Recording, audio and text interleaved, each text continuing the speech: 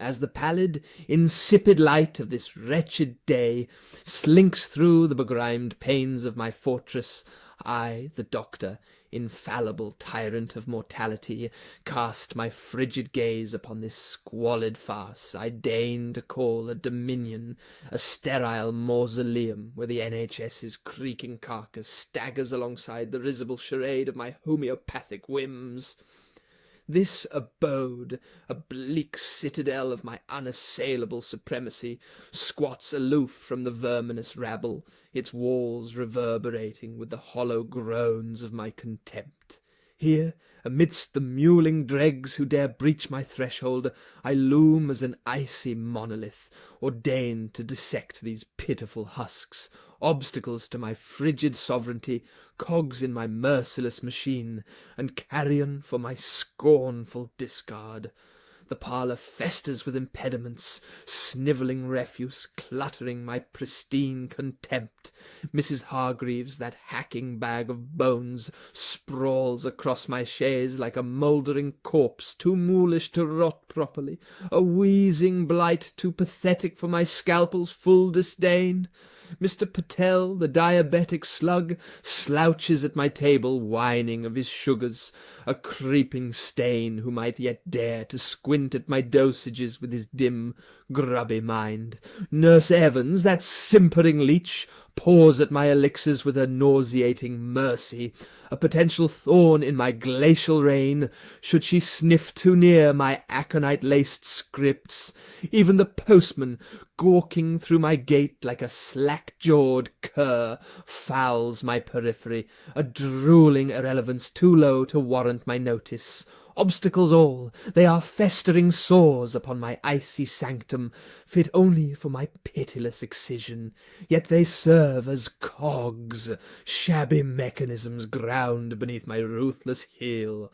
Mrs. Hargreaves, a gurgling wreck, chokes down my NHS steroids and fennel slop, a creaking puppet strung to pad my tally of survivals. Her gasps a dull tribute to my disdain. Mr. Patel's flabby carcass bends to my syringes and wormwood draughts, each jab a cold assertion of my rule, his whimpering compliance a sneer-worthy offering. Nurse Evans, that witless drone, hauls my files and scribbles my dictates, a twitching tool jerked by my iron whim. The chemist's boy, a scurrying rat, fetches my laudanum and beta-blockers, a grovelling cog oiled by my curt nod. Even my tarnished scales, swift and unfeeling, grind out my mixtures, inputs of poison, outputs of breath, a stark reflection of my Arctic precision. In their miserable utility they are but run-off in my glacial stream, dregs I siphon to prop my towering scorn, and when their last feeble sputter dies, they are naught but filth to fling, rubble hurled from the frozen peaks of my reign. Mrs. Hargreaves shall croak when her lungs finally cave, a shrivelled sack too useless for my sterile engine. Mr. Patel totters toward the void, a drained husk, ripe for my sneer as I scratch him from existence.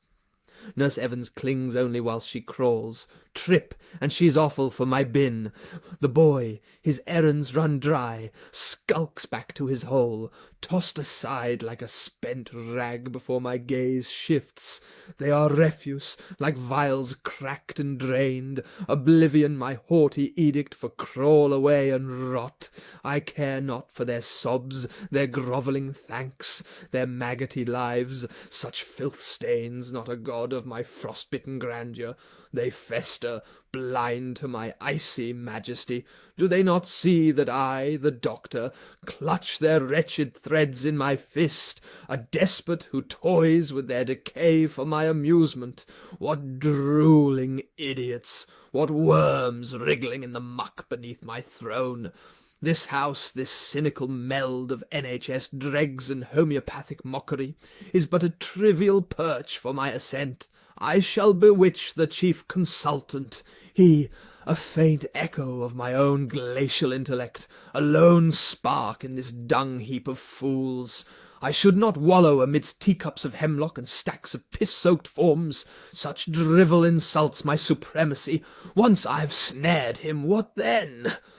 The medical board beckons, funds to plunder, edicts to carve, a frigid empire worthy of my colossal shadow. The adrenaline surges, a jagged thrill slicing through my veins, their lives dangling by my thread, their fates a twitch I crush or flick aside at my sneer. They stare slack and stupid as I meld syringe and venom to decree their end or extension, too gutless to grasp the Arctic storm I unleash. A scheme must be forged, relentless as a glacier's creep, every cut and cure calculated with the ruthlessness of a steel spectre. Like a robot I stalk amongst them, a pitiless engine of doom. This is but the genesis, for I, the Doctor, unyielding Titan destined to reign eternal in blade and bile,